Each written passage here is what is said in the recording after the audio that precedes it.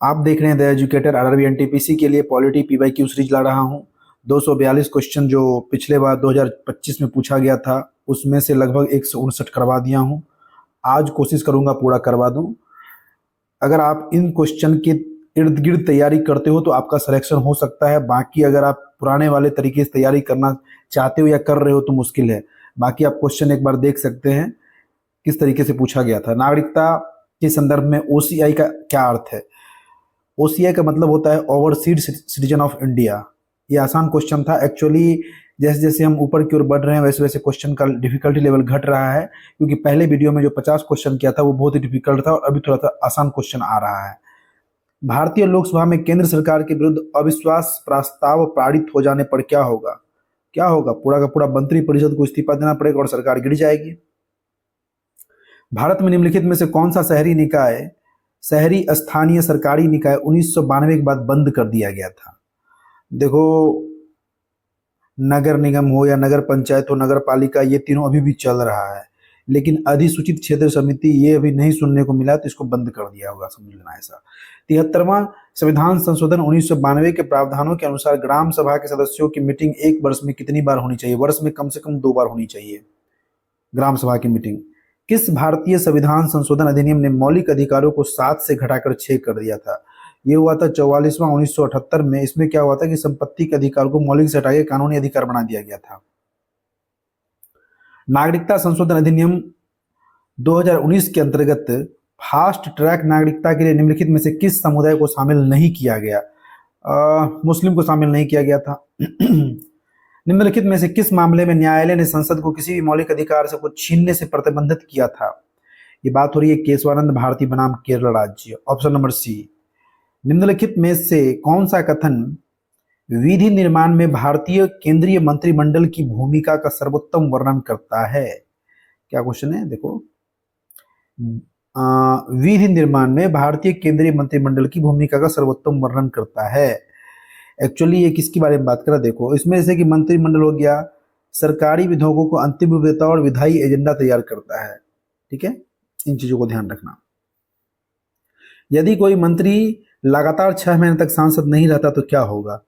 क्या होगा? उसको अपने पद से हटा दिया जाएगा। भारतीय संविधान का निम्नलिखित में से कौन सा अनुच्छेद मानव तस्करी पर प्रतिबंधित लगाता है? बात हो रही है अनुच्छेद 23 और 24 की। शोषण के विरुद्ध का अधिकार जो 23 है उसमें इसकी बात करता है। 24 में बाल श्रम जो भी डेंजरस फैक्टर है वहाँ पे थोड़ा सा उसके कार्य को निषेध करता है कि वो वहाँ पे काम ना करे। कौन सा मामला सर्वोच्च न्यायालय द्वारा 99 संविधान संशोधन के को रद्द करने से संबंधित था? ये बात हो रही है supreme court advocates on record association case. Option number A. संसदीय प्रणाली शासनात्मक निरंकुशता को क्यों रोकती है? क्योंकि प्रधानमंत्री के पास असीमित शक्तियां होती? बिल्कुल नहीं। क्योंकि सेना शासन में हस्तक्षेप करती है? भी नहीं करता है। क्योंकि न्यायपालिका बिना किसी जांच के कार्यकारी निर्णय को रद्द कर सकती है? ये भी नहीं होगा। क्योंकि अधिशासी प्राधिकार संसद के प्रति जवाबदेह मंत्रियों के समूह के बीच वितरित होता है। ऑप्शन नंबर डी इसका करेक्ट आंसर हो जाएगा, ध्यान रखना। भारत में केंद्रीय मंत्रिपरिषद मुख्य कार्यकारी अंग के रूप में निम्नलिखित में से क्या कार्यान्वित करती है? तो मेनली जो है सो अपने मंत्रालय का वो राजनीतिक प्रमुख होता है, कोई भी मंत्रिपरिषद। भारतीय संविधान के निम्नलिखित में से किस अनुच्छेद में भारत के संघ लोक सेवा के गठन के संबंध में चर्चा की गई है? अनुच्छेद 315 में संघ लोक सेवा यानी कि यूपीएससी के गठन की चर्चा हुई है। कुल मिलाकर भारत में पंचायती राज व्यवस्था निम्न में से किसको बढ़ावा देने के लिए तैयार की गई है?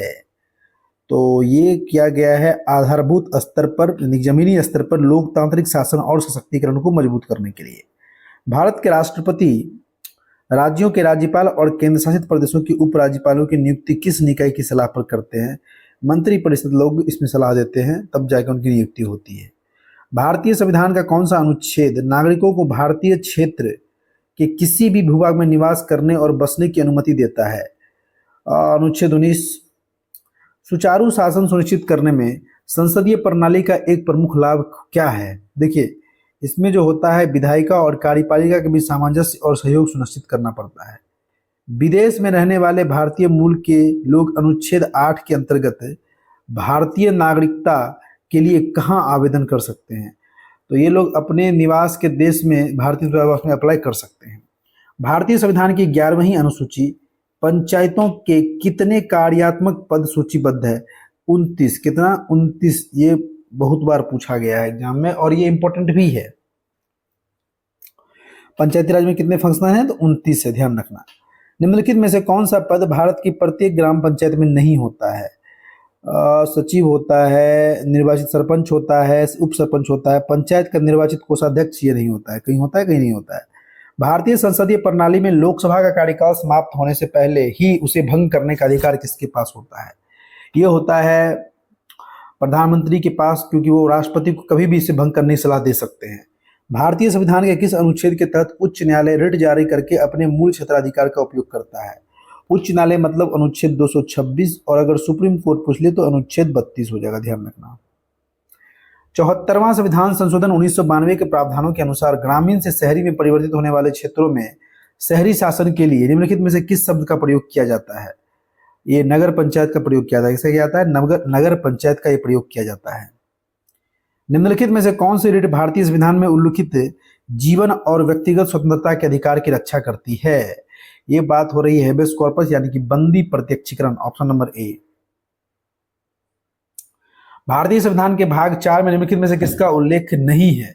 देखिए, इसमें जो है सो अभिव्यक्ति के माध्यम के रूप में हिंदी भाषा को बढ़ावा देना, इस तरह का किसी भी चीज का उल्लेख इसमें नहीं किया गया है, ध्यान रखना।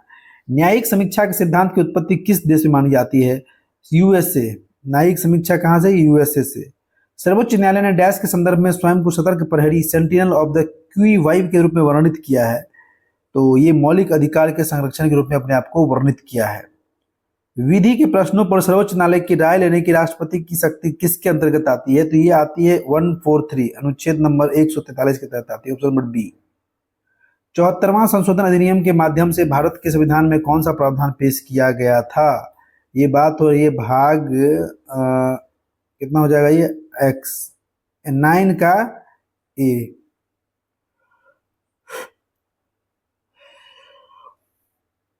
69वां संशोधन अधिनियम 1991 ने दिल्ली को क्या विशेष दर्जा दिया? दिल्ली को विधानसभा सहित राष्ट्रीय राजधानी क्षेत्र घोषित किया था, ध्यान रखना।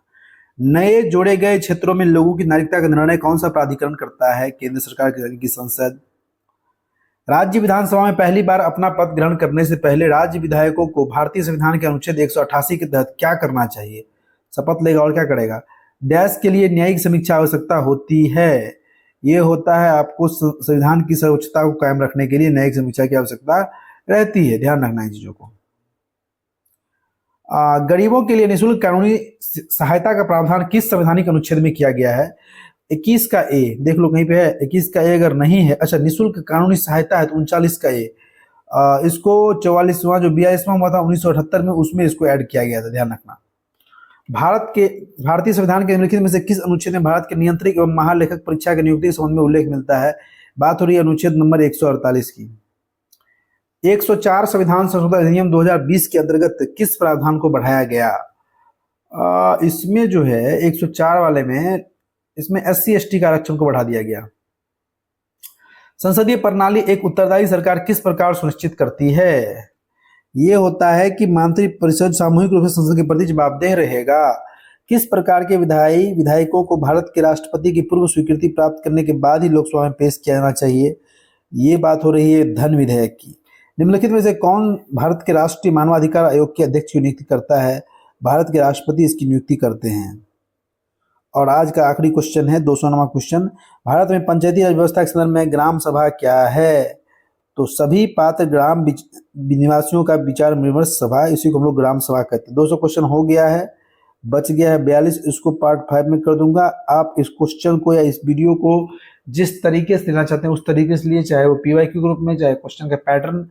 बाकी बहुत जल्द मिलते हैं आप लोग से अगली वीडियो में, तब तक के लिए जय हिंद।